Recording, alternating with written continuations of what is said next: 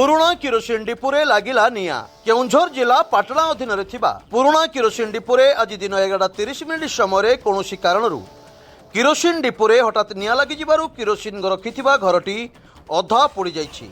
स्थानीय लोक माने निया जळुथिबार देखि पाटणा अग्निशम बाहिनी को खबर देइथिले। खबर पाई घटनास्थल में पाटणा अग्निशम बाहिनी पहुंची निया को आयत्त करिछि। एही पुराणा किरोसिन डिपो दीर्घ दिन हेबो सेठारे थिला बेले आज काहींकी एवं केमिति निया लागिथिला ता एपर्यंत जना पड़ी नाही।